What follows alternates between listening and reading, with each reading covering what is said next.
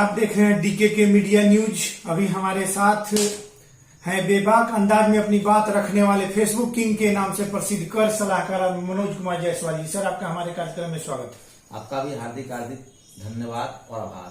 Sir, हर बार जो है चुनाव आते ही ये जो राजनीतिक दल के नेता हैं ये अपनी अपनी जाति के लोगों को एकजुट करने में लग जाते हैं। इसका उद्देश्य क्या है? और जो है पिछली बार जब लोकसभा चुनाव था तभी आपने बात अपनी जनता के बीच में अपनी बात रखी थी। तो इस बार बिहार विधानसभा चुनाव है अक्टूबर या नवंबर 2020 में, और अभी से राजनेता जो है अपनी अपनी जाति के लोग एकजुट कर रहे हैं। तो इस पर जरा सा आप जो है सो जनता के बीच में क्या संदेश देना चाहते हैं?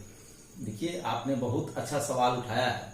जो सवाल आप कर रहे हैं लगातार 8-10 दिन से ये बातें मैं भी जनता के बीच रखने का फेसबुक लाइव के माध्यम से एवं फेसबुक पोस्ट के माध्यम से करता हूँ। ये बिहार की विडंबना है कि जितने भी लोग हैं वो सोचते हैं कि अपने जाति के लोगों को उल्लू बना करके, अपने जाति के लोगों को गलतफहमी में रख करके सिर्फ और सिर्फ चुनाव के 2-4-5 महीने पहले आ करके जातीय संगठन हम तैयार कर लेंगे और उस जातीय संगठन के आड़ में पूरे बिहार में जातीय संगठन को खड़ा करके उस जातीय संगठन के आड़ में राजनीतिक दल के नेताओं पर और राजनीतिक दलों पर दबाव प्रभाव दिखाने का प्रयास करेंगे कि पूरे जाति के लोग हमारे साथ हैं, हमको टिकट दे दीजिए, मेरे परिवार के लोगों को टिकट दे दीजिए, नहीं तो हम आपका हर विधानसभा में खेल खराब कर देंगे। और इसके आड़ में वो अपना टिकट तो ले लेते हैं, चुनाव भी जीत जाते हैं, मंत्री बनना होता है मंत्री बन जाते हैं। उसके बाद उनके जाति के लोगों को उनको ध्यान नहीं रहता कि किस स्थिति में है। कोई बुजुर्ग है तो उसकी दवाई का व्यवस्था हो रहा है कि नहीं हो रहा है, कोई अपने बच्चे को पढ़ाना चाहता है, उसकी आर्थिक स्थिति ठीक नहीं, वो बच्चे को पा रहा है नहीं पढ़ा पा रहा है। किसी के साथ उसके जाति के लोगों के साथ अगर असामाजिक तत्व या सामंतवादी मानसिकता के लोग अगर उसको दबाने का प्रयास कर रहे हैं तो उसके लिए क्या किया जाए, इसके लिए कोई सोचने के लिए कोई भी जातीय संगठन सोचने के लिए तैयार नहीं है। और जब चुनाव के समय आता है तो कुकुरमुत्ता की तरह जातीय संगठन खड़ा हो जाते हैं। तो मतलब ये बिहार में आज से ही चल रहा है या मतलब पहले से ही जातीय समीकरण जो है सो चल रहा है? लगभग बिहार और यूपी में जो है जातीय संगठन चुनाव में हावी रहते ही हैं। जी। और इसका मूल कारण अशिक्षा है जी। लोग अशिक्षा और जन जागरण अवेयरनेस, लोग को अवेयर करने वाले कोई नहीं होते हैं कि ये बताएं कि ये जातीय संगठन जब आपके पास आते हैं तो उनको आप पूछिए, सवाल करिए कि भाई 5 साल तक आप कहाँ थे। जिस तरह से नेताओं से मैं सवाल करता हूं, जनप्रतिनिधियों से सवाल करने के लिए मैं कहता हूं कि जब वो आपके पास आते हैं चुनाव के समय में, उद्घाटन करने के लिए आते हैं, आपका सुख दुख पूछने के लिए आते हैं, आप उनसे सवाल करिए कि जब हमने चुन करके आपको विधायक बनाया था, मैंने आपको जब सांसद बनाया था, जब आप मंत्री बने थे, तो क्या आप कभी हालचाल पूछने आए थे?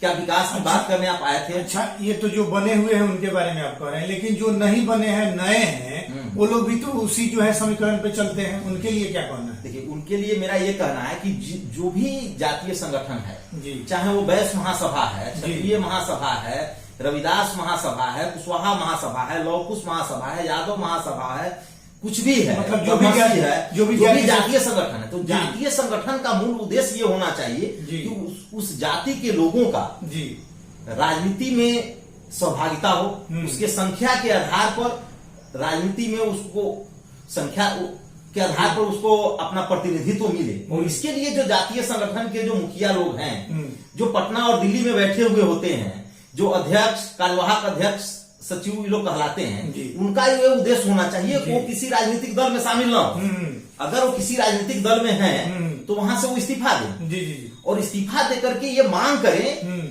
कि हर एक विधानसभा में जातीय आधार पर, हमारे संख्या के आधार पर हमारे लोगों को प्रतिनिधित्व मिले। यदि उनका समाज का लोग राजनीति में आगे आ जाएगा तो निश्चित रूप से उस समाज का विकास होगा। लेकिन समाज के लोगों को आगे आने देना नहीं है, समाज के लोगों को विकास करना नहीं है, सिर्फ समाज के लोगों को उल्लू बना करके अपना रोटी से राजनीति रोटी सेकने के लिए जो है सो जाति के लोगों का इस्तेमाल किया जाता है। इसके लिए सबसे बड़ी बात है कि जिलावार वो लोग अध्यक्ष बनाते हैं, सचिव बनाते हैं, क्या क्या बनाते हैं, प्रखंड वाइज बनाते हैं, बूथ वाइज बनाते हैं। ये लोग का भी काम है, ये लोग समझते नहीं है। ये लोग का काम है कि बैनर पोस्टर छपवा लेना, पेपर में नाम आना चाहिए। इसी में जो कहा जाता है ना कि मतलब जो है 16 आने में ही खुश हो जाता है। जो गरीब होता है, जो कमजोर होता है, वो लोग जो है 16 आने में ही खुश हो जाते हैं।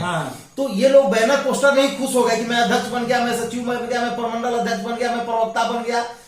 और बैनर पोस्टर में इनका नाम आ रहा है, पेपर में नाम आ रहा है, इसी में खुश हैं। और इन लोगों को आगे कर करके जी और जनता अपने अपने जाति के जनता को मूर्ख बना करके ये लोग अध्यक्ष और सचिव बने, ये लोग अपना रोटी सेकना चाहते हैं। हाँ। मेरा विनम्र निवेदन सभी जातीय संगठनों से है, उन संगठनों के प्रमुखों से है कि वास्तव में यदि आप चाहते हैं कि आपके जाति के लोगों का विकास हो, वास्तव में यदि आप चाहते हैं कि आपके जाति के लोग राजनीति में आगे आए, तो आप अपनी जो राजनीतिक महत्वाकांक्षा है उसका बलिदान करें।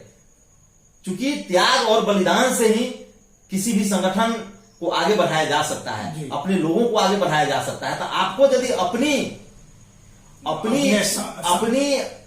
जो है जाति के लोगों को बढ़ाना है, खुद के बढ़ने की इच्छा नहीं है, तो जाति के लोगों को बढ़ाना है तो अपना इच्छा का त्याग करिए। आप कहिए कि हम कभी कोई चुनाव नहीं लड़ेंगे, हमको संगठन से मतलब है, अपने जाति के लोगों को बढ़ाने से मतलब है।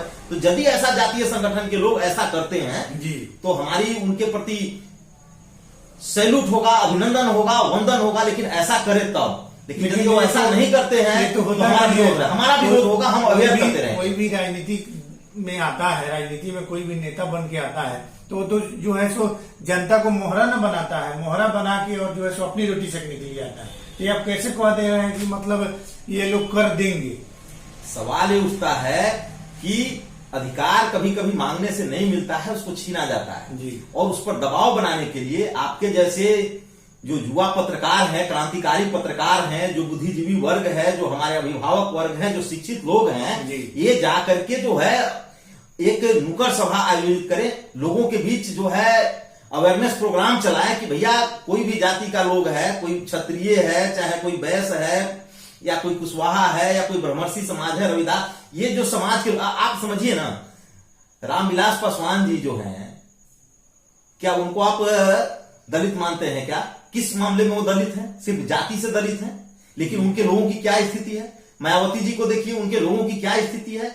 वैश्य में भी बहुत सारे लोग जो हैं, उनकी क्या स्थिति है। लेकिन आम वैश्य का क्या स्थिति है देखिए, उनको कोई पूछने नहीं जाता है। यहाँ वैश्य की हत्या हो जाती है, वैश्यों का लूट लिया जाता है, उनका दमन कर दिया जाता है, कोई बोलने वाला कहाँ है? तो सवाल है कि जो जाति के नेता लोग जो हैं वो अपने साम्राज्यवाद को बढ़ावा देते हैं। फिर राजनीति में अगर आने की बात होती है तो अपना बेटी, बेटा, दामाद, ये सबको आगे बढ़ाने की बात करते हैं। तो जाति के विकास की बात कहां से इसमें आ गई? और इसके लिए आपके जैसे लोग जो क्रांतिकारी पत्रकार हैं, युवा हैं, जो पित्त पत्रकारिता में विश्वास करते हैं, उनकी बात में नहीं करता। जो खोजी पत्रकारिता में विश्वास करते हैं, बहुत लोग एसी में बैठ करके जो है न्यूज बना लेते हैं। एसी में बैठ गए और उनका न्यूज तैयार हो जाता है, क्योंकि उनका फिक्स रहता है कि 1000 रुपया, 1500 रुपया, 2000 रुपया लेना है। प्रोग्राम हुआ कि नहीं हुआ इसकी तहकीकात भी नहीं करते हैं। कोई लेटर बना करके उनके यहाँ दे दिया, पेपर में छाप देंगे, कहीं से कुछ दे दिया, छाप देंगे। अच्छा, ये जो जाति, ये समीकरण जो बन रहा है, चुनाव का समय है अभी, मतलब 2-3 महीने में जो है चुनाव होने वाला है, तो अभी बिहार की जनता को आप क्या संदेश देना चाहेंगे जातीय समीकरण को लेकर? बिहार की जनता को निश्चित रूप से मैं ये संदेश देना चाहता हूं कि जो बाबा साहब अम्बेडकर ने हमें कहा, जो हमको पढ़ा करके गए, जो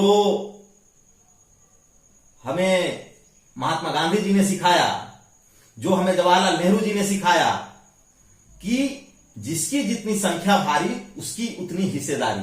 संख्या के आधार पर प्रतिनिधित्व की व्यवस्था हमारे संविधान में है, और इसके लिए जो है बहुत सारे लोगों ने अपनी कुर्बानियां भी दी है, बहुत सारे लोगों ने अपना त्याग दिखाया है। तो वास्तव में ये जमीन पर उतरे, इसके लिए ये देखना है कि हर विधानसभा में उसके जाति के लोगों को उचित प्रतिनिधित्व मिलता है या नहीं मिलता है, और उसको उचित प्रतिनिधित्व मिले, न कि जाति के कुछ गिने चुने 2-4 लोग हैं वही सेंटर में बने रहे, वही विधायक और एमपी बनते रहे, उन्हीं के परिवार के लोग एमपी बनते रहे।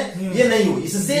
इससे हमको दूर रहने की जरूरत है। जब भी कोई राष्ट्रीय स्तर का नेता या प्रदेश स्तर का नेता हमारे पास आकर के इस बात को कहता है, हमको एक पैर पर खड़ा होने के लिए कहता है, तो हमें खड़ा नहीं होना है। कहना है कि हमारे विधानसभा में आप किसको ये कर रहे हैं, किसको आगे बढ़ा रहे हैं, हमारे जिले में कितने, अपने जाति में कितने लोगों का आपने चयन किया है, कितने लोगों को सीट मिलना चाहिए। नहीं तो हम सरकार के खिलाफ काम करेंगे या अमुक राजनीतिक दल के खिलाफ काम करेंगे। ये आवाज उठाना है, और ये आवाज उठाना है कि आप यदि चाहते हैं कि समाज का भला हो तो आप खुद किसी राजनीतिक दल में न रहे ना, तभी तो राजनीतिक दल के लोग आपकी बात को मानेंगे। जी। खुद अपनी पद की इच्छा तो ना रखें, खुद विधायक मंत्री और सांसद बनने की इच्छा नहीं रखें। जी। यदि आप ऐसा करेंगे तो हम जाति के लोग आपके साथ हैं, यदि आप ऐसा नहीं करेंगे तो हम आपके साथ नहीं हैं। तभी ये जातीय समीकरण टूटेगा, तभी ये जाति के जो है कथित नेता लोग जो खुद को अध्यक्ष कार्यवाहक अध्यक्ष घोषित कर लेते हैं और उसके आड़ में जो विधायक मंत्री का सपना देखते हैं, उनका सपना चकनाचूर होगा। उनको लगेगा कि नहीं, हमको जमीन पर जाना होगा, जमीन पर काम करना होगा और अपने लोगों को बढ़ाना होगा, तभी हमको इसका महत्व मिलेगा। इसका एक ताजा उदाहरण आपको मैं बताता हूं कि खालिद अनवर साहब हैं, ढाका साइड के हैं। उन्होंने दीन बचाओ देश बचाओ एक अभियान चलाया और उसके आड़ में पूरे बिहार के अकलियत के लोगों को गांधी मैदान में खड़ा कर दिया। नीतीश कुमार पर उन्होंने दबाव बनाया कि सारे अकलियत के लोग हमारे साथ हैं, हमको एमएलसी बना दीजिए, नहीं तो आपका खेल खराब कर देंगे। एमएलसी बन गए। एमएलसी बनने के बाद जो हमारे अकलियत के लोग अगर हमसे जुड़े हुए हैं वो कमेंट करके बताएंगे कि उसके बाद कभी पीछे मुड़ करके उन्होंने देखा भी क्या कि कौन सा अकलियत का लोग किस परिस्थिति में है, क्या है, नहीं है। वो बन गए, उनका बात खत्म हो गया। उसी तरह हर जाति के लोगों का, हर धर्म के लोगों का वही हाल है। तो ये तभी दबदबा खत्म होगा जब उस जाति के लोग अवेयर होंगे, जब जनता अवेयर होगी, कहेगी कि नहीं, हमारे अधिकार की बात करिए, न कि अपने। जी। बहुत बहुत सर धन्यवाद आपका बात करने के लिए और अपनी राय देने के लिए। आपका भी बहुत बहुत